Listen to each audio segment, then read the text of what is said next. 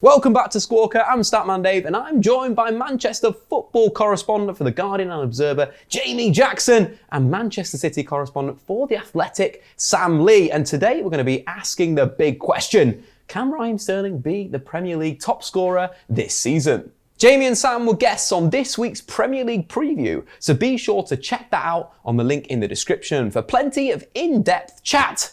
Jamie, last season's joint winners Mane, Salah and Aubameyang all scored 22 goals in the Premier League. That was the lowest total for a winner since Berbatov in the 2011 season with 20. Do you think that Raheem Sterling can score more than 22 this season? 100% I think he can. I think he's becoming better. He's been in the high teens last two seasons for City, especially if he's going to play maybe centre forward every now and then. I really think Sterling's got another couple of seasons at least of improvement in him, and including that will be goals.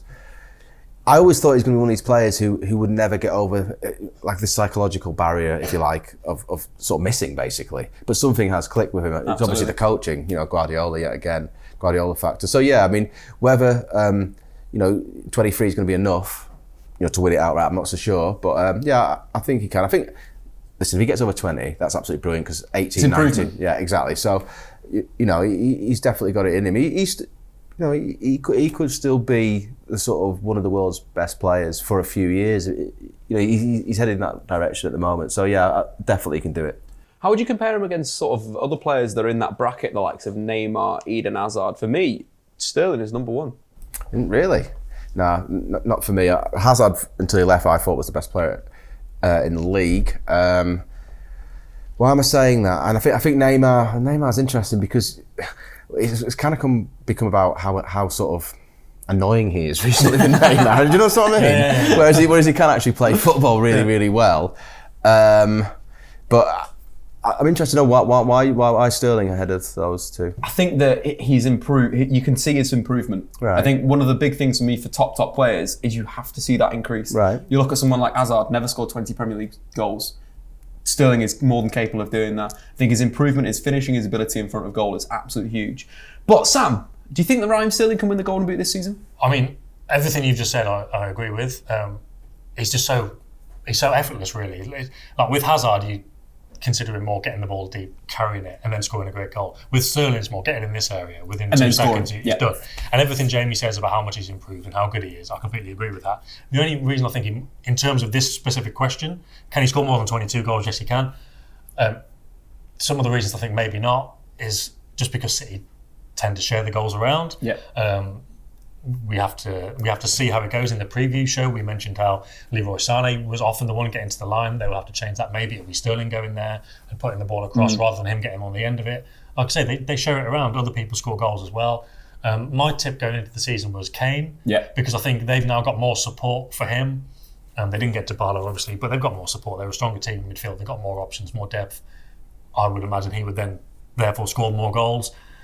The danger as well is Liverpool, because their front three still do all the heavy lifting pretty much in the attacking sense, whereas City's it's more shared around. You've got the midfielders behind them, not so much the defenders, but even Fernandinho can chip in with a goal or whatever. It's more shared around. Sterling's a fantastic player. He definitely can get it, but some of the reasons why he might not is just because he doesn't bear that goal scoring burden himself, whereas somebody like Harry Kane, for example, he wasn't quite there last year, but I think now he's better set up to do that.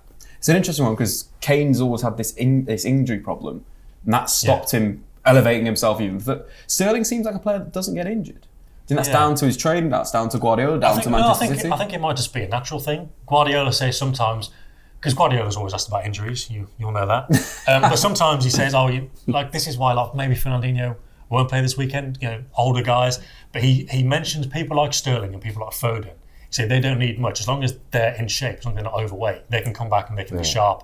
They can fit straight back into the team, presumably because of their own professionalism as well, to stay in that shape. But there's a natural thing where they're just fresh and ready to go. Whereas some players need a bit more rhythm, a bit more time to find that action they need to be strong in the game. And Sterling's just naturally got that, I think. I think that's just his body shape and the way he looks after himself. So I think that's probably why. I think Salah will get the Golden Boot just because I think Liverpool are going to win the title, and so obviously you're going to have someone who scores a heck of a lot of goals.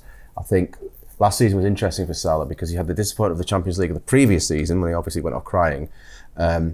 and he looked like it affected him, but at the end he came good and obviously scored He's a in the marked man final as well, wasn't he? Yeah, and he scored in the final. I think now he's sort of been there and Confidence, done the it. Yeah, you know, swagger's it's like it's off his back. Yeah. He's a European Cup winner, and as I say, because I think Liverpool are going to win the title, I think he's going to be phenomenal again. I really do.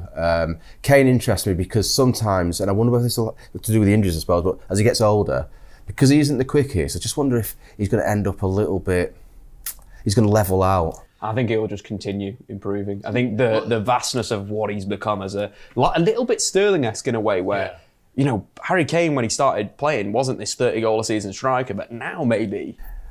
I agree with you, and the game last weekend was actually a good example of where I'm always proved wrong by him, where I thought, oh look, what's he done, and then it's like, oh well, that's what he's done. And I remember a game, maybe Van Gaal was the United manager, when they played Spurs the very first game of that season at Old Trafford, and he was easily the best player in a sort of number 10 role. I mean, he was the striker, but he was dropping off and deep, what you're saying. So I take your point, but just going back to the golden boot, I think it'll be Salah. Salah? So I'm going to go with Aubameyang. Oh, hello. Sam? I mean, Salah's a very good shout. I'll stick with Kane, but Salah is a very good shout. Thanks so much for coming along, guys. Tell the people where they can find more of your work. Well, I'll be at the City Spurs game on Saturday, so if you want to read the only word on City v Spurs, look at your Guardian on a Monday. I'll also be at the game. If you want to wait a little bit longer for a bit more quality, a bit more considerity, then you can check me out on The Athletic. That's what we're all about. Remember, guys, Sam and Jamie were guests on this week's Premier League preview, so be sure to check that out in the link in the description below. Subscribe if you're new for more videos like this, and I'll see you next time on Squawka.